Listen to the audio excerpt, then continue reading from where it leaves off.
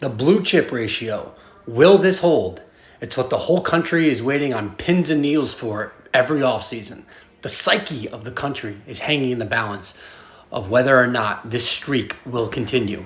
Not who's going to win the presidential election. The college football national championship will dictate this country's future. So what is the blue chip ratio? Well, it's something that Bud Elliott puts together every year where he evaluates the team's roster over a 4-year recruiting period and what is their talent composite. So what is the percentage of 4 and 5 stars compared to 2 and 3 stars per roster? And traditionally, since he started this in 2013, no team with under a 50% blue chip ratio has won a national championship, and he really places the emphasis on winning national championship. So this has been going on since 2013, and so far it's been pretty accurate as a minimum of where you need to be in order to win a national championship. This is the starting point. So these are the top 8 teams you'll see above. The rest of the schools are Notre Dame, Clemson, Florida, Miami, USC, Penn State, Michigan, and Auburn. So Bud has said, and he's said this for a while now, that they think this will be broken. Eventually, a team with like talent composite in the high 40% with a generational QB could break this, and that could end the streak, and that person can take over games and really get that team to the next level. He uses Tennessee this year as an example with Nico, which I actually think is a really great example with what we expect or what we hope Nico could be and what that upside is and what the Tennessee talent roster is right now. So that is a really good example.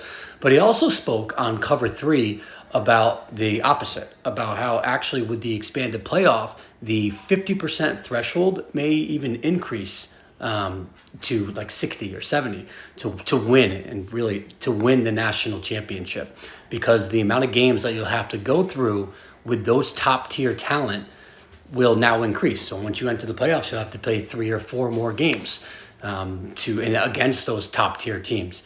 Now, I think the transfer portal era will allow teams to stack their rosters and fill holes, which could potentially pave a way for non-blue chip ratio schools to have a shot at a national championship. And like in the regular season, these teams can emerge and shine. If these schools can stay healthy at the starter level, I think there's a shot at the Natty. Whereas before, this is pretty much considered to be impossible based on the 4-team playoff format. However, typically those schools don't have a strong 2-deep. Like, let's say Ole Miss this year, they did wonders in the transfer portal, have studs all over the field, but their 2-deep is where like they'll get into trouble if injuries happen.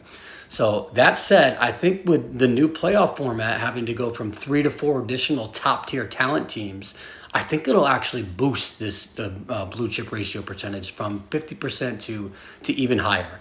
And like teams that you'll see up here like Bama and Ohio State, Georgia, all above 80% blue chip ratios.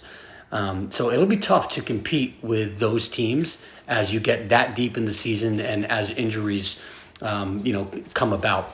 So, and also another thing to think about is like as transfer portal data and talent measurement is really still in its infancy, I imagine transfers will have more of an impact in the future, despite high school recruiting like still being the primary source of recruiting. I don't think that's going away.